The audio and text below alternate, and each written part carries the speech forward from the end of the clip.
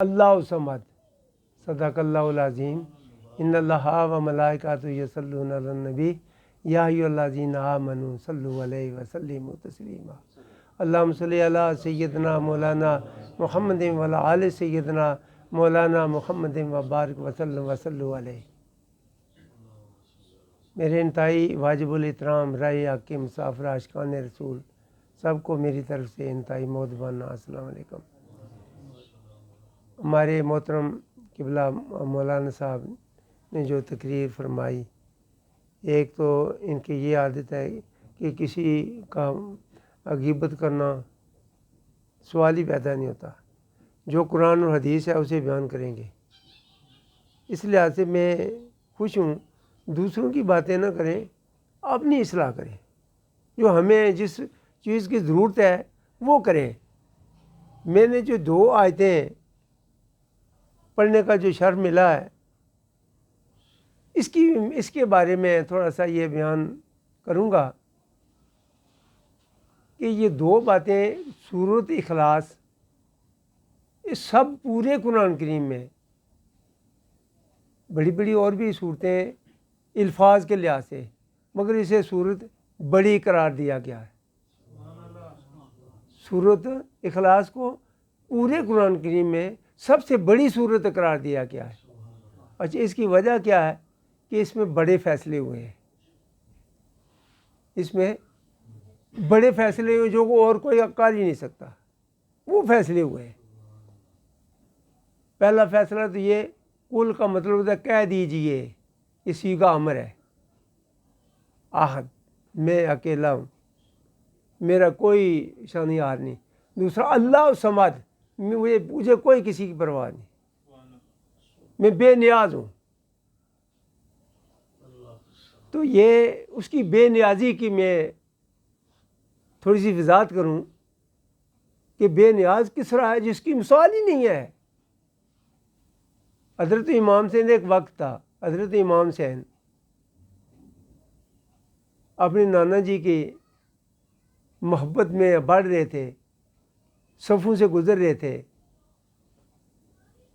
تو تمام نبیوں کے بادشاہ محمد رسول اللہ صلی اللہ علیہ وسلم، انہوں نے حضرت امام حسین رضی اللہ تعالیٰ کو اٹھایا اور اپنی گود میں رکھ لیا۔ یہ جو ہمیں خطبہ میں جو وقفہ دیا جاتا ہے، یہ وہ سنت ہے۔ مولانا صاحب موجود، اگر کوئی اس میں کمی ہے تو مجھے وضاحت کیجیے۔ یہ وہ سنت ہے کہ جو حضرت محمد رسول اللہ، حضرت حسین علیہ السلام صلوات کو وہ اپنے اٹھا کر گود میں رکھا، تو پھر دوبارہ تقریر دوبارہ شروع کی، یہ وہ سنت ہے۔ ایک وقت تو یہ تھا۔ اس کی دیکھیں اللہ صمد ہونے کی کیا شان ہے کسی کی مجال، اتنا بے نیاز۔ ایک وقت تو یہ تھا، تمام نبیوں کے بادشاہ کے فرزند، ساری اولاد کھلے میدان میں، چٹین میدان میں، ریگستان میں، سخت گرمی کی شدت میں، 1 نہیں 2 نہیں 4 نہیں کرتے کرتے تمام کنبہ بارگاہ الہی میں پیش کر دیا۔ کوئی اعتراض نہیں کیا۔ ایک وقت تو یہ، اس کی بے پرواہی دیکھیں، دوسری طرف اس اللہ صمد ہونا دیکھیں۔ اللہ صمد کا لفظ، اس کو کوئی کسی کی پرواہ نہیں۔ اگر اللہ نہ کرتا تو ایسے ہو سکتا تھا؟ کوئی مجال ہے کسی کی؟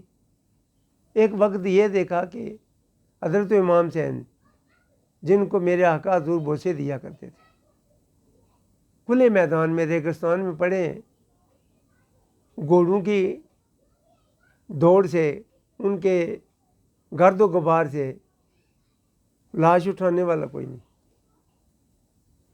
سپرد خاک کرنے والا کوئی نہیں، لاش بے یار و مددگار پڑی ہے۔ یہ اس کے اللہ صمد ہونے کا کتنا بڑا ہے، کوئی مثال اس کی؟ اس میں اندر چھپی ہوئی کئی باتیں ہیں کہ لاکھوں نہیں کروڑوں لوگوں کا نجات کا ذریعہ، تو کروڑوں کا جہنم میں جہنم برنا،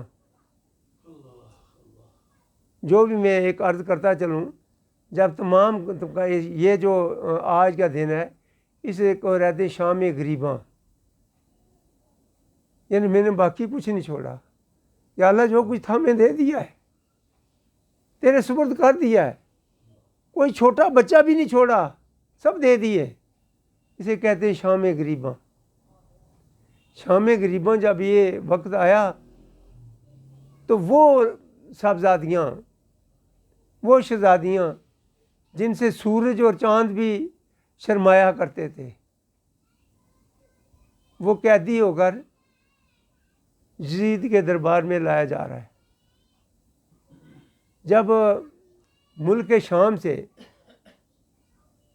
وہ گزر رہی تھی وہ قافلہ، چونکہ اس وقت تو یہ موبائل وغیرہ تو نہ تھے، چونکہ یہ تھا کہ یہ یہاں سے باغی گزر رہے ہیں، تو وہاں ایک مکان کے چھت پہ کھڑی مائی، اسے میں تو مائی کہوں گا، بلکہ اس کے قدم بھی چومنے کے لیے تیار ہوں، مائی فضا، وہ چھت پہ کھڑی ہیں تو دیکھ رہی ہیں کہ یہ قافلہ کیسا ہے، تو دیکھا کہ امام زادیوں کے سر پہ دوپٹے نہیں ہیں، خستہ حالی ان کے چہروں پہ چھا چکی تھی، تو مائی فضا نے ایسے کیا کہ آپ نے کچھ کپڑے لیے، کچھ پانی ان کی خدمت میں پیش کیا، تو پوچھا کہ آپ مجھے جانتی ہو، ہمیں جانتی ہو؟ انہوں نے کہا نہیں جانتی، مجھے اپنی مالکہ نے یہ حکم دیا تھا کہ جب بھی کوئی قیدی گزرتے دیکھے تو ان کو پانی دینا۔ اس سے کیا پتا چلا، مائی فاطمہ کو پہلے ہی پتا تھا، یہ پہلے ہی فیصلہ ہو چکا تھا کہ میں نے نانا جی کی امت کو بخشوا کر جانا ہے۔ یہ جب ان کو یہ ان کا جو جتنا بھی ہے شہادت، جب وہ معاف کی جائے گی تو محمد رسول اللہ کی ساری امت کو معاف کر دیا جائے گا۔ اصل اسی میں حقیقت چھپی یہ تھی، تو میں نے یہ کیا۔ انہوں نے کہا کہ تمہاری کوئی تمنا؟ حضرت زینب رضی اللہ تعالیٰ عنہ ارشاد فرماتی ہیں کہ تمہاری کوئی تمنا؟ انہوں نے کہا ایک تمنا ہے کہ میں جی چاہتا تھا کہ میں مدینے کی فاطمہ زہرا رضی اللہ تعالیٰ کی غلامہ تھی، انہوں نے مجھے کہا تھا کہ جب قیدی دیکھیں تو ان کے ساتھ اس نے سلوک کرنا، تو میں نے اس لحاظ سے یہ کیا۔ انہوں نے کہا آپ کی تمنا ہے جو میں اپنی گود میں جن کو میں کھلاتی تھی، گھماتی تھی، وہ زینب، ام کلثوم، حضرت مولا امام حسین، ان کی اگر مجھے دیدار ہو جائے تو انہوں نے کہا تمہاری دعا قبول ہو گئی ہے۔ تو مائی فضا نے پوچھا وہ کیسے قبول ہو گئی؟ حضرت زینب نے کہا میں زینب ہوں،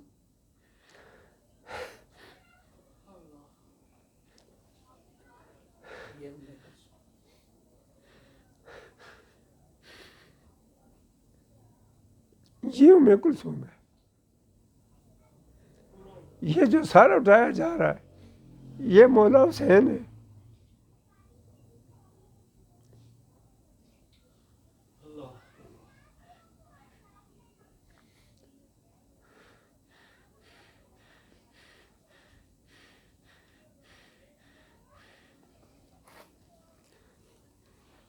چلتے چلتے جب یزید کے دربار میں پیش کیا گیا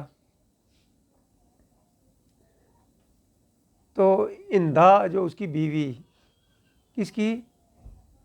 یزید کی بیوی ہندا شاہی کرسی میں بیٹھ کر آئی تو دیکھنے لگی کہ دیکھوں یہ قیدی جو آئے ہیں یہ کون ہے؟ قیدیوں سے کرسی پر بیٹھ کر باتیں کرنے لگی۔ اتنے میں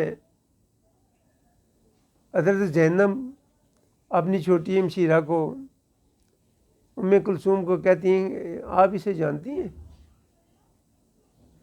انہوں نے کہا میں نہیں جانتی۔ تو حضرت زینب فرماتی ہیں یہ ہندا ہے جو ہمارے گھر میں کام کیا کرتی تھی، یہ ہندا ہے، یہ یزید کی بیوی۔ تو جب یہ ہندا نے دیکھا کہ انہوں نے آپس میں بات کی تو پوچھا آپ نے کیا بات کی ہے؟ تو ہندا نے پوچھا یہ آپ نے آپس میں کیا بات کی ہے؟ انہوں نے کہا ویسے ہی بات کی ہے، تو آپ اپنا کام کریں، چھوڑیں ہماری باتوں کا، ہمارے کو جو داستان ہے دکھی ہے یہ تھوڑی لمبی ہے۔ انہوں نے کہا یہ تو بتائیں کہ آپ کس جگہ کی قیدی ہیں؟ تو حضرت زینب فرماتی ہیں کہ ہم مدینے کی ہیں۔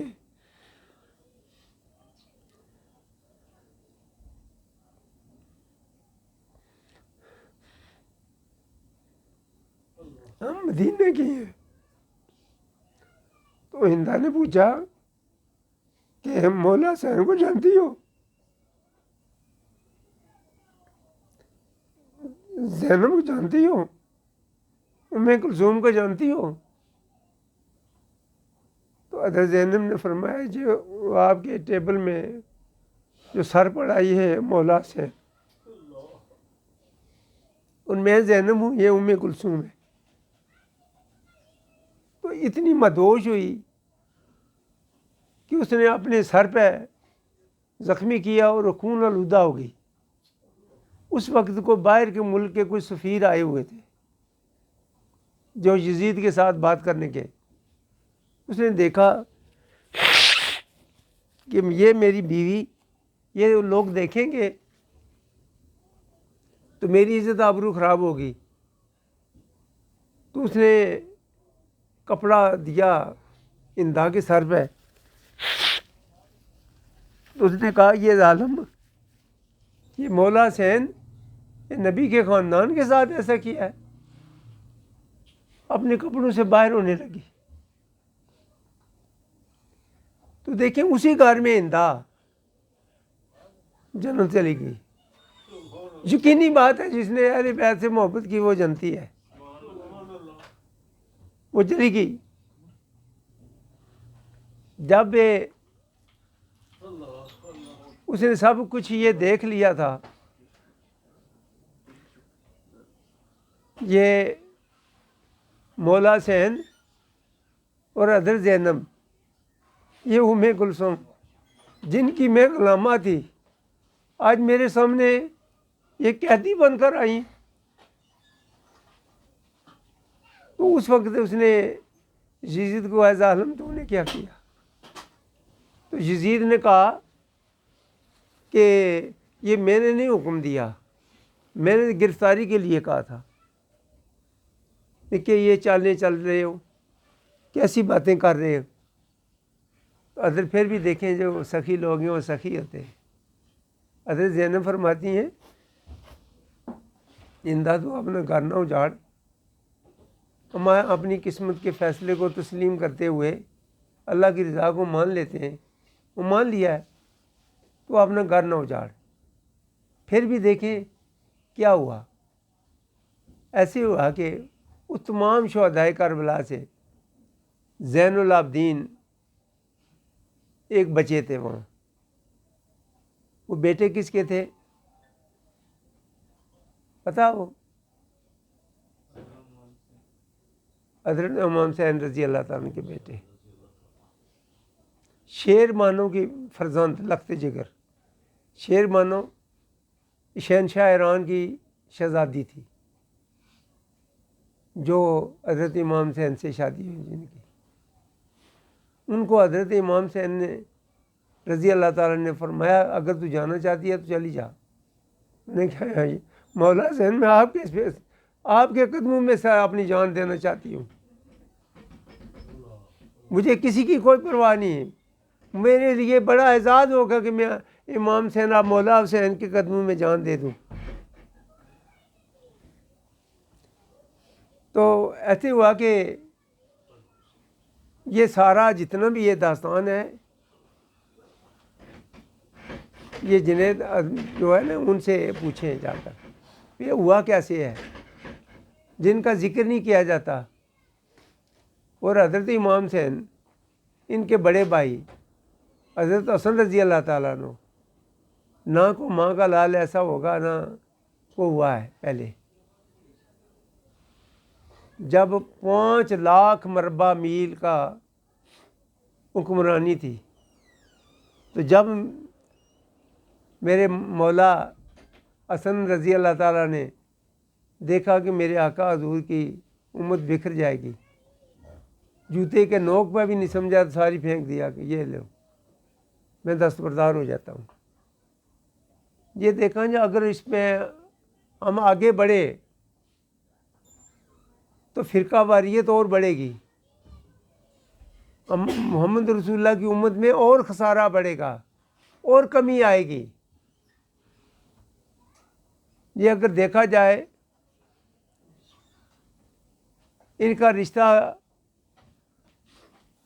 جو حضرت مائی صاحبہ ام حبیبہ تھی، وہ کون تھی؟ نبی پاک صلی اللہ علیہ وسلم کی بیوی، ہماری اماں جان۔ یزید کی لگتی کیا تھی پتہ ہے؟ یہی افسوس ہے مجھے کہ جو اصل حقیقت ہے لوگوں کو یہ کافر، یہ ایسے، یہ فلاں، یہ ایسے، دین کو چھپائے، دین کے چور۔ آپ جانتے ہیں، آپ میں سے کون جانتا ہے کہ یہ جو ام حبیبہ تھی یہ یزید کی لگتی کیا تھی؟ بہن تھی، حضرت امیر معاویہ کی بیٹی تھی، سکی پھوپھی، ٹھیک ہے، سکی پھوپھی، اور حضرت امیر معاویہ رضی اللہ تعالیٰ کی سکی بہن ام حبیبہ۔ میں ان کے نام کی وجہ سے ام حبیبہ کی جب نعتیں سنتا ہوں نا، باخدا ایمان کی پوری قوت سے کہتے ہیں مجھے کچھ ضرورت نظر آتی ہے۔ وہ خلوص جو ہے نا، میری محبت، وہ تصویر بھی لے آتا ہے۔ یہ دیکھ لیں، یہ دیکھ لیں، یہ وہ شخصیتیں ہیں۔ اس سے کیا پتہ چلا؟ تقدیر کے معاملے کو تقریر نہ کرنے والا وہ تقریر کر سکتا ہے۔ کچھ لوگ تقریر کو مانتے ہیں، سنتے ہیں، کچھ تقدیر کو مانتے ہیں۔ ہمیشہ وہی کامیاب لوگ رہے جنہوں نے تقدیر کو پڑھا ہے، تقدیر کے فیصلے کو جنہوں نے مانا ہے، وہی بلند رتبے میں گئے۔ میاں صاحب پھر بھی میاں رہے ہوں یا ادھر ہوں، پھر بھی کسی وقت وہ یاد آ جاتے ہیں، ان کی دھرتی ہے علاقہ ان کا۔ تو میاں صاحب نے یہ ارشاد فرمایا، جان منگا تے دے شتابی، دیر نہ کری سر اگا چاہتا رہیے، دیگر ویلا جے ٹہنا ہوئے کانوں کل کل مریے۔ جیسے ہمارے محترم مولانا صاحب کہ جنت میں بھی یہ طلب رکھیں گے۔ اس سے پتہ چلا جو بھی اللہ والے لوگ گزرے وہ اس سے موت سے ڈرا نہیں کرتے تھے، وہ اس شہادت کی موت کی طلب رکھتے تھے دنیا میں ہی، تو طلب رکھنے والے کو اللہ دے دیتا ہے۔ دیکھیں اگر تمام انبیاء علیہ السلام سب کی تاریخ جو ہے بچپن سے لے تک زندگی کے آخری سانس تک انتہائی مشکل ترین، اور اسی لیے حضور نے ارشاد فرمایا مومن کے لیے یہ دنیا قید خانہ ہے، اس قید خانے سے وہ آزادی چاہتے ہیں، مگر ہم جو نادان لوگ ہیں ہم اس دنیا کو سنوارنا چاہتے ہیں۔ اور جی اس طرح بڑا کم سیدھا ہو گیا جی، وہ چار سوکھا ہو گیا، تھوڑے جنے کو 4 پیسے آئے سوکھا، یہ سوکھ جڑی ہے نا یہ نہیں، اللہ نے راہ زندگی کا ایک ایک لمحہ، ایک ایک سانس، وہ میرا وہ سانس ہی نہیں جو اللہ کے نام سے بغیر چلا ہے، وہ کیا زندگی ہے؟ زندگی اسی کو کسی اصحابی سے پوچھا کہ تمہاری عمر کتنی ہوگی؟ تو انہوں نے کہا 40 سال۔ انہوں نے کہا یہ بڑے پردادے نا انہوں نے عمر کوئی 284 سال ہے، تو یہ 40 سال یہ کیا کر رہے؟ انہوں نے کہا بابا یہ آپ کی عمر تو آپ تو میرے ابو سے بہت بڑے ہیں. انہوں نے کہا وہ زندگی کو تھا میں نے کیا کرنا, میں جو 40 سال نبی کی غلامی میں گزارے یہی زندگی ہے, یہی زندگی ہے. اسے کیا پتہ چلا؟ پیروی رسول میرے, رضا الہی میرے. باقی جو ہے لوگوں کے بارے میں فلاں سنی, فلاں شیعہ, فلاں یہ, فلاں یہ, فلاں وہ. میں یہ چاہتا ہوں, یہاں آپ کے ساتھ ایک مولوی صاحب آئے, پہلی تو انہوں نے, میں اس تسبیح کے ساتھ بڑی چڑ رہتی ہے اکثر, میں یہ تسبیح پھیلائی, میں دیکھ لوں میں کیا لے تک ہوا ہوں. میں نے کہا حضرت علی رضی اللہ سے بہت محبت ہے آپ کو؟ کہنے لگی ساتھی خوب ہے یہاں. کیا جی کیوں نہیں؟ میں نے کہا آپ کہ جانتے ہیں حضرت علی رضی اللہ تعالیٰ کتنے بھائی تھے؟ جی نہیں پتا. میں حضور سے تو بڑی محبت ہوگی. میں نے کہا ہاں جی کیوں نہیں, جان بھی قربان. میں نے کہا جو ان کی امی تھی ان کے ابو کا کیا نام تھا؟ پہلے چپ کر رہے تھے, پھر آخر جی نہیں پتا, نہیں سمجھ آئی. دیکھنا اس بات کو ہے, یہ محبت ہے تو پھر توڑ کی ہو نا, تروڑ کی نہ ہو, توڑ کی ہو. وہاں پہنچے نا, جہاں ایک منبع وہاں نہیں پہنچے تو چشمے کا پانی کیسے نصیب ہوگا؟ تو ویسے اس کے بعد پھر وہ تھوڑا تھوڑا کھسکنا شروع کیا, جیسے وہ بارشوں میں سلیڈیں نہیں کھس کر سڑکوں میں آگ گرتی, پھر کھسکنا شروع کر دیا آہستہ آہستہ. عاشقی جاتی رہی. بھائی عاشق ہونے کے لیے تو جان دینی پڑتی ہے. پتہ ہی نہیں عاشق آتے کسی کو, جان جائے پر یار کی یاری نہ جائے, اسے عاشق کہتے ہیں. جو جان پہ بھی کھیل جائے وہ محبت کو قربان نہ کرے. ہماری حالت یہ ہے, دکھاوے سے کچھ حاصل نہیں ہے. ایسا ذکر کرو جسے فرشتے بھی نہ سنیں, صرف خدا خود ہی سنے. ایک وقت آئے گا اندر سے کچھ چیز اجاگر ہونا شروع ہو جائے گی, ایک شمع جلنی شروع ہوگی, اور وجود کا اندر گواہی دینے لگے گا وہ پروردگار مجھ پہ رحم کر رہا ہے. اس وجود کا ایک ایک ذرہ, ایک ایک بال وہ گواہی دیتا ہوگا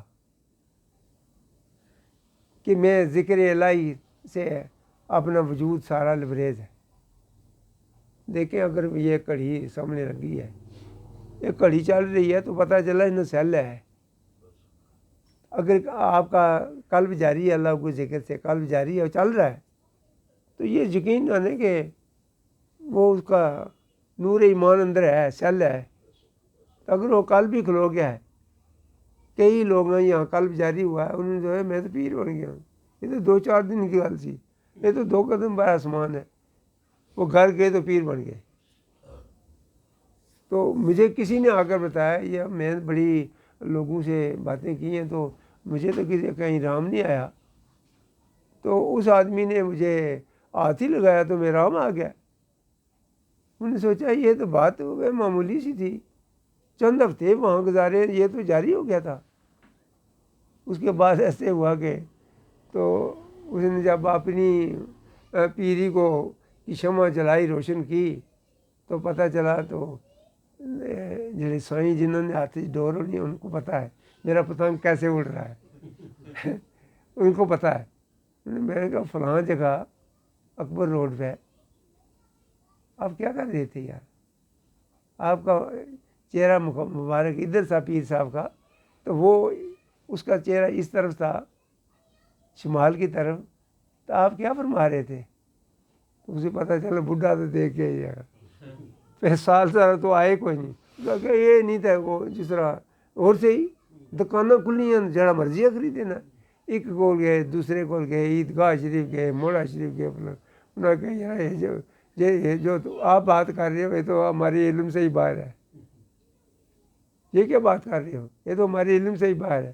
اب وہ ایسے ہی ہے کہ سوائے, اچھا سمیر اللہ صاحب نے کہا کہ آپ کو اگر تنگی ہے تو ہم آپ کی منتری لا دیتے تا حیات. انہوں نے کہا ایک ہی چیز دو, معافی مل جائے. تاحیات مجھے منتھلی نہیں چاہیے، مجھے معافی چاہیے، اگر وہ مل گئی سب کچھ مل گیا۔ بات اس لیے یاری محبت کرو، دل و جان سے کرو، اظہار نہ کرو، پیار کرو۔ یار میں نے کوئی تقریر کے آداب جو تھے وہ کھو بیٹھا کہ مجھے نہیں ایسا کرنا چاہیے تھا، کہ اپنے وجود پہ کنٹرول کرنا چاہیے تھا، وہ میرے کنٹرول سے باہر ہو گیا۔ گڈی نے اسٹیئرنگ چڑھا وہ ٹلا سے ادھر چلا گیا۔ مجھے ویسے تقریر میں ایسا نہیں کرنا چاہیے تھا، مگر میرا دم گھٹ گیا۔ جب ان کی یادیں آئیں تو شکلیں بھی آ گئی۔ میں ایمان سے کہہ رہا ہوں، ان کی جو حالت تھی وہ بھی نظر آئی۔ یہ کیا ہوا ہے؟ اے اللہ صمد، یہ کیا کیا ہے؟ کیا تو اللہ صمد نہیں ہے، تو بے نیاز ہے، تجھے کوئی کسی کی پرواہ نہیں۔ یہ دو باتوں کے لیے لم یلد ولم یولد، میں کسی سے کوئی تعلق نہیں میرا، نہ میں کسی سے ہوں نہ مجھ سے کوئی ہے، میں احد ہوں اور اللہ صمد ہوں، کائنات کا بادشاہ ہوں، بے نیاز ہوں۔ یہ اس کی بے نیازی کا درس تھا۔ اسی لیے سورۃ اخلاص کو پورے قرآن کریم میں سب صورتوں سے بڑی صورت قرار دیا گیا ہے۔ آخر دعوانا الحمدللہ رب العالمین۔